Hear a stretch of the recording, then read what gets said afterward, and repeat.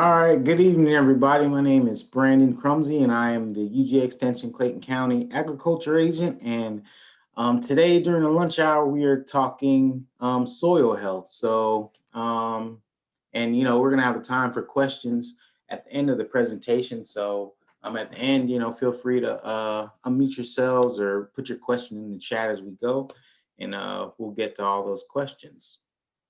So as we know, soil is obviously very important to us, especially as gardeners and as humans in general.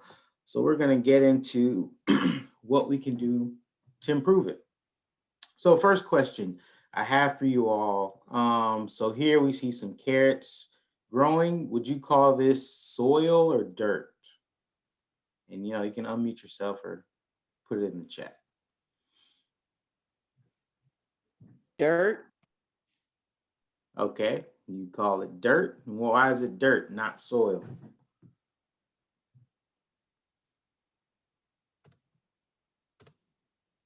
It doesn't look healthy. I don't know. Okay, and someone else said soil. All right. So next picture, what do you call this? Is this soil or dirt?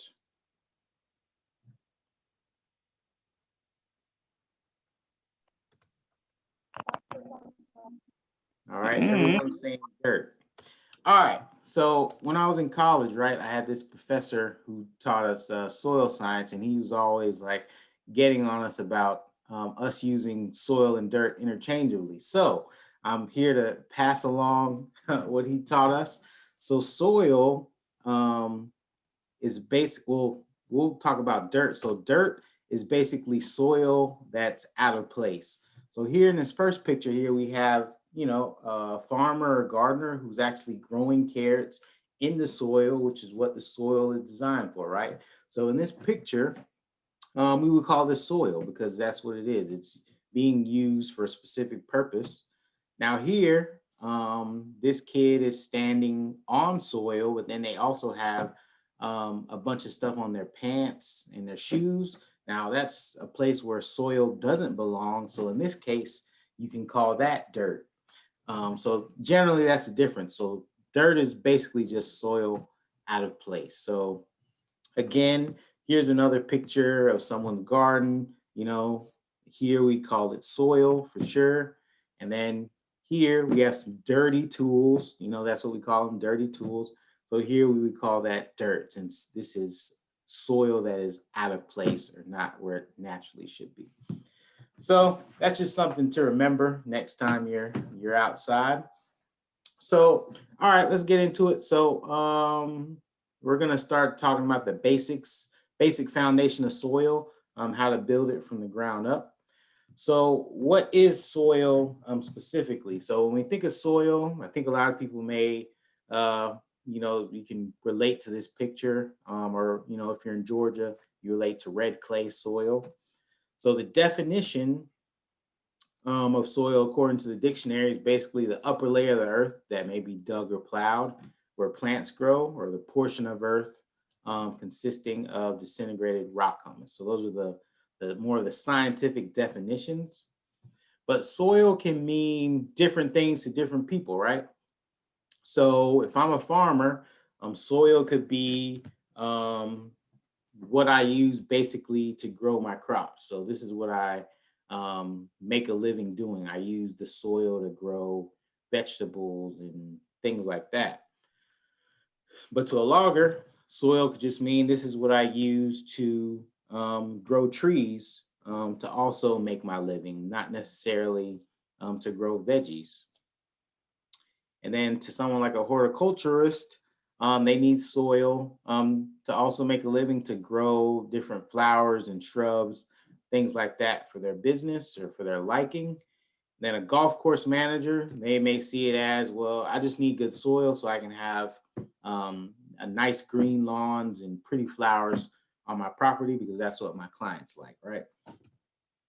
And then to an engineer, this is probably has the most different perspective on what soil is. They see it as a material or a building block they need so they can create buildings and roads and bridges and design cities and towns. So all those different people view soil differently, but in general, it's all connected, that you do need healthy and productive soil for many different applications in our life, right? So we looked at all that stuff. We looked at buildings, a golf course, a logger, things like that. But when you look at it a little closer, soil contains a lot of different living things, right? A lot of living things live in the soil, like bugs, worms, insects, bacteria, fungi, animals. All these different things also see soil differently, but they all need it to survive, just like we need it to survive. So the best thing for us to do is to make sure that we know the soil, type of soil that we have. So this is a basic chart, a pie chart that shows the basic breakdown of soil. So basically all soil is a combination of water, air, minerals or rocks, and organic matter. So once you combine all that with temperature and water and time, over time, you have soil, what we see today. So this is what we would call a soil profile. So a lot of times we don't really see this on an everyday basis, right? We're mainly walking on the soil or driving on it or something. But soil can be broken down into different horizons in what we call a profile. So this A horizon is the top part, and it usually has most of the nutrients and organic matter in it. Then you have the B horizon, and then it keeps going further and further down. And you see it gets rockier and rockier. And generally, these soil horizons are going to be slightly different from the one above it or below it. So with soil though, so there's only so much we can change with it, right? So there are permanent things about soil and things that we can change. So as far as things that are permanent, we have soil texture, which is basically the proportion of sand, silt, and clay in the soil. You have how thick the topsoil is or how thick the subsoil is. So as we can see in this previous slide, you can see that the earth has natural levels to each horizon in the profile, right? So we can't necessarily control the thickness of those layers. And then lastly, there are certain chemical properties that we can't change either. So on the soil texture, so again, here's a triangle here that kind of breaks it down in the sand, silt, and clay. And this is like the scientific perspective on it. And there's 12 different soil classes. But, in Georgia, for example, when you think about that Georgia red clay, obviously that's mostly going to be clay, and it probably definitely has some sand and silt in it. But if you go to the beach, for example, that sand is way different than the red clay that you might see in your backyard. So that's all soil texture is, a combination of those three things. So then you have your topsoil. So this is back to what we talked about with the thickness of the topsoil and the subsoil. So the topsoil is really, if you're, a gardener, you really want a nice lawn, or someone like that, you really want good quality soil, and topsoil is where your most of your quality is going to be, because that's where most of your organic matter is going to be. So like whenever fall comes, right, all the leaves start to fall off the trees. But over time, by the time spring comes or summer comes, every single one of those leaves aren't still going to be there, because over time they continue to break down and turn into organic matter, and that gets incorporated into the soil, which is why topsoil is such a valuable resource for us. Then you have your subsoil here. So this is a real life picture of a soil profile. So the subsoil is going to be those layers under the topsoil. They're going to have different properties. And then some key chemical properties about soil. to think about is the nutrient content, so that's why we add fertilizers and manures to the soil to add nutrients. And then acidification, as far as how acidic or how alkaline the soil is. And then on to the changeable things. So these are the things that we can change. So the structure, the organic matter, the color of it even, the pH, and then the soil nutrient levels as well. So when we talk about structure, you may think of a building. So you can think of soil having, a structure similar to a building, because something has strong structure, then that means it's gonna be able to serve its purpose. So as far as structure, when we talk about soil, we're talking about how air and water moves through the soil, how easily can plant roots move through the soil, water, how does that soil withstand erosion? Is it easy to till it up? Things like that. That all those things play a role in structure. And the way to maintain a good structure is to have a good organic matter content. When you're tilling, you don't want to till your soil when it's soaking wet, but you also don't want to till it when it's bone dry either. Growing crops in your soil helps with structure, especially if you're growing things like grasses to cover up bare spots, because those roots help hold that soil together. They help with organic matter, things like that. So do cover crops. And then here's one that you may not think about a lot is restricting traffic on your soil. And what I mean by that is, when you walk outside, you're walking on the ground, you may, park your car on the lawn, you may use a tractor, machinery, you may store stuff on your lawn. So all that activity or all that traffic over time can cause soil compaction. So here you can see on this left side of the picture here, this is an example of compacted soil. So you can see the grass, at the top there, but you can barely see the roots even penetrating the soil. You can barely even see them like going down in there. So that means that's an easy sign to look for that the soil is compacted. So then on the right side picture, you can see, how deep those roots are going. So how easily they're moving through the soil. So that's a good sign of good soil structure. And then here's another picture of, what good soil structure looks like as far as soil that's not highly compacted. So I think this is corn growing in this picture, and you can see how deep and complex that root system is. It's just moving freely through the soil, which is really good. So then here's a picture of different soils that you might run into, or next time, you go to a new place, maybe you want to examine what type of soil they have. So, like we talked about earlier, soil can vary in color and texture. So that also means that, they're going to look different, right? So on the left hand side, you can see soil that's actually black. You go into the middle, it's more of a reddish color. So then you go on the right, it's more of a whitish color. So that's something to think about. So then you have back to your organic matter. So this is pretty much the key to having healthy soil. So organic matter has a ton of different benefits, and we'll talk more about what you can do to add organic matter to the soil. But it basically just improves the soil's health and improves its productivity for you. So that benefits you, whether you're growing vegetables or growing a lawn or growing flowers. And then here in this picture, back to the leaves.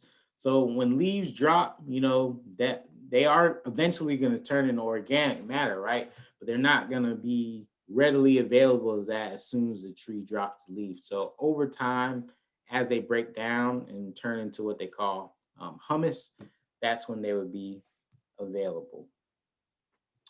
So one easy way to add organic matter to your soil is to start composting. Does anyone compost currently? Do you have a compost bin at home?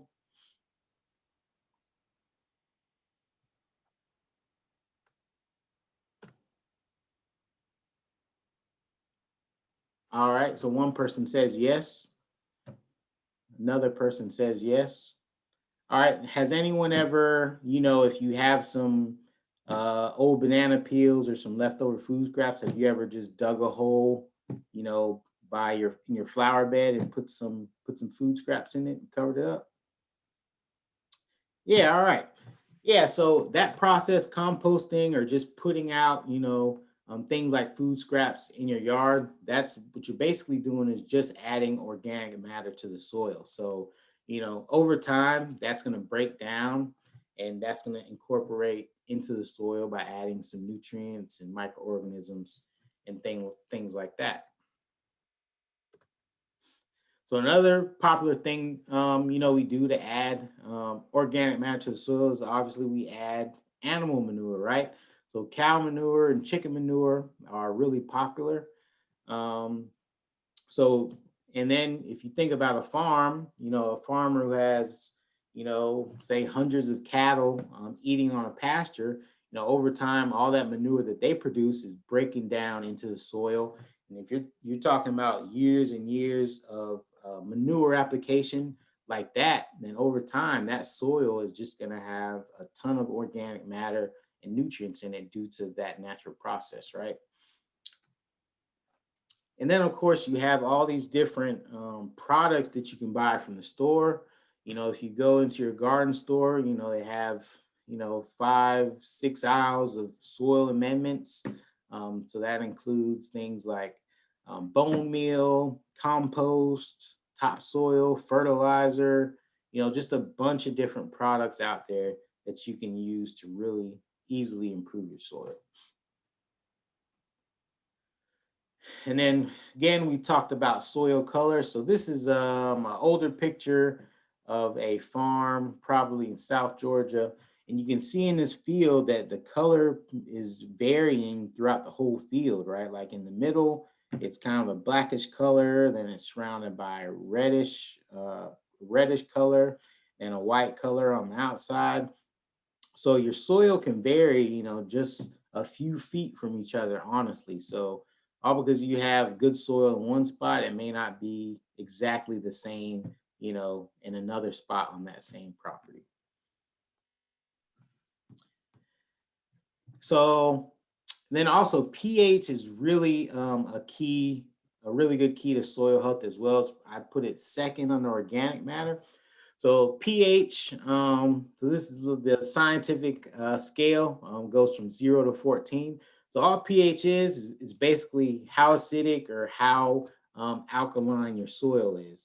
So if you got a soil test and it said the pH was 14, that would be on the extreme end. So that would just mean your soil is extremely basic.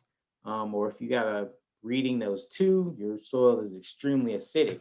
But for most plants in general, especially with vegetables, for example, or grass or shrubs, with the exception of a few different things, you want your pH to be between about 6 and 7, which is considered neutral since it's right in the middle. So once your pH is right, your plants are able to properly get what they need from the soil. So here, what we see, so here what we see, this is a soil pH and nutrient availability chart. So you can see here, for example, let's look at nitrogen at the top in the green. So what it's basically saying is that at a pH of 4, which is on the left-hand side, a plant in general is going to have a harder time trying to absorb nitrogen because it's less readily available at 4. But if you move up on this chart to 7, you can see that the nitrogen band gets wider, meaning nitrogen is a lot more easily available at 7. So that means the plant at 7 can more easily take up nitrogen and get what it needs. So you can just go down this line here, so you can see in general in that 6 to 7 range, pretty much the plant can get most of these nutrients pretty easily. But once you go on the extremes, that's where it starts to get a little trickier. So when you think about pH, make sure you think about nutrient availability, basically. So this is another interesting little chart. So remember I said 6 to 7 in general is the best pH to have. But, you know, if you're like me, you love blueberries, you know, azaleas, these plants like acidic soil. So you would want to change your soil to be more acidic. But if you want to plant vegetables, you know, they don't like pHs that low. So it just varies based on the plant that you want to produce. So what can you do exactly to change the pH? So basically, it's going to come down to lime and sulfur. So lime is what you would use to increase your pH. So, and these are, you know, easily available to buy at the store. So if you get a soil test and your pH is, you know, a 3 or a 4, you're going to need to add, you know, a lot of lime to your soil to get it up to 6 to the 7 range to where you want it. So lime is generally sold as kind of in a granular product. So you basically need to incorporate it into your soil and water it in so it can break down faster. So how do you, so how do you make soil more acidic? Then you would use something called sulfur. So if you wanted to grow blueberries and you know your pH read 7 or 8, you'd want to reduce your pH down to 5. So you would need to incorporate sulfur just like you incorporate the lime to lower that pH. So again, there's different products out there that you can easily buy to change that pH. So overall, what your local extension office can do for you is we offer soil testing services. So it's $10 for one sample. So this is a sample soil test, as you can see. So this person submitted a soil sample to test for their lawn. So the basic soil test is going to give you the nutrient amount that it can detect, which will let you know how much fertilizer you need to add. It'll also tell you what the pH is. So in this case, the pH was 6.5, which is fine for the type of lawn that this person wanted. So no lime is needed to raise it, no sulfur is needed to lower it. And then at the bottom of the soil test, it'll actually tell you the specific recommendations on how much fertilizer or lime or sulfur you should add to your soil to get that desired amount.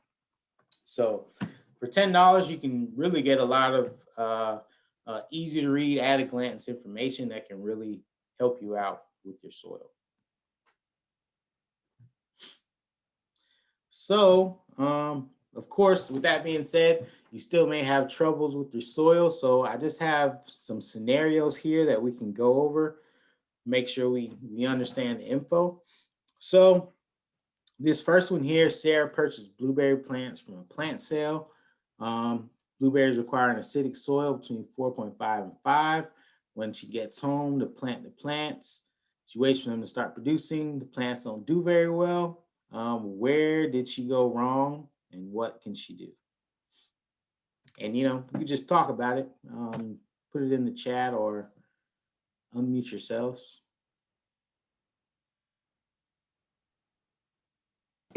What about repotting into, well, check the soil and or just go ahead and pot them into soil that you know is the right acidic quality?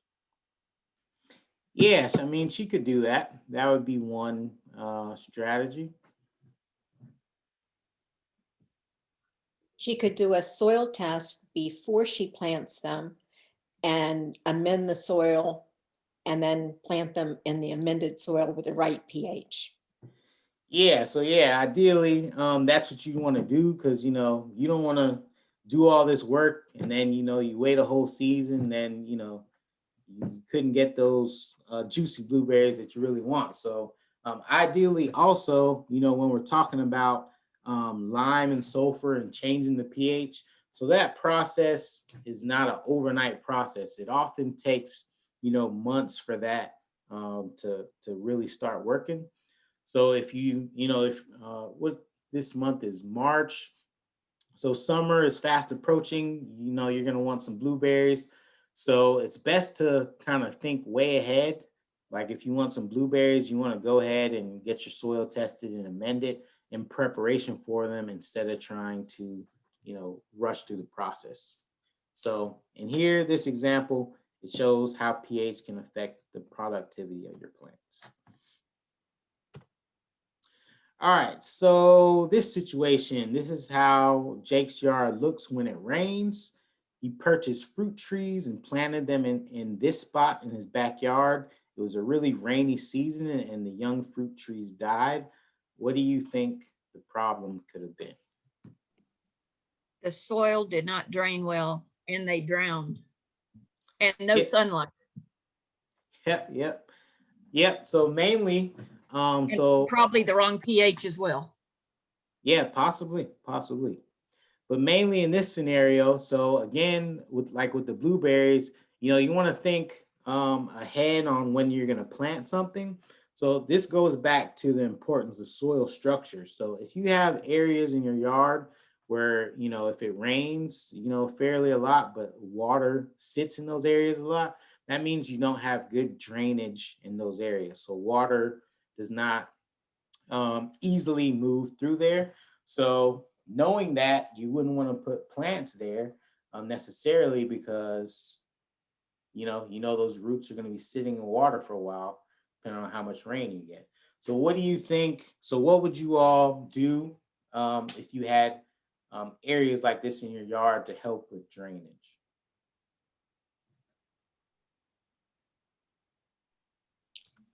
I would Add get, sand and compost. Yep.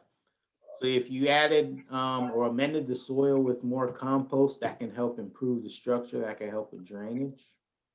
I would get free wood chips from some of the tree cutters service and not put them around the tree roots because you don't want to smother those, but in the higher elevation spots, put that in, and after a couple years, that will really help raise the soil level and help the drainage on top. That's what I did on my backyard.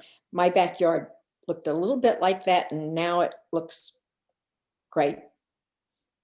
Yeah, so wood chips would be another example of adding organic matter to the soil.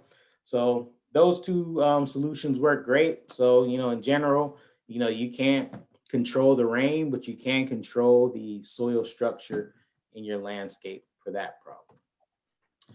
All right, so this person has a really extreme problem. Their yard is extremely sandy and everything they grow dies. They even water the plants and take good care of them, but nothing seems to work. What would you do if you had a yard like this? Add compost and topsoil and mulch. Yep, so you would need to add a lot of organic matter if you had extremely sandy soil because, what happens when you put water through sand? It just runs right through it, right? Mm-hmm. Yeah, so from these scenarios, hope you all learned, learn more of the process of soil. So I just wanted to put that out there so we can start thinking about how soil works. But if you all have any questions, it's a good time to ask them. And I have a evaluation poll I just launched, and I can put my email address in the chat as well if you have questions in the future about like soil testing, things like that. So I have two I guess one is a comment and one is a question. So the first comment is when you bring up the notion of pH requirements for plants, like as a gardener, sometimes I don't plan in advance. I just go to the store and if I see a plant that I like, then I buy it. But what you're bringing to my mind, I guess, two things is that on the plant label, it doesn't necessarily list like the pH requirements for the plant. So that would be the first thing, I guess, that I would need to think about before I buy the plant. And then the second thing is, a lot of this requires planning, a lot of advanced planning if we want to be successful. I mean, some of it's trial and error. I think I've been really good with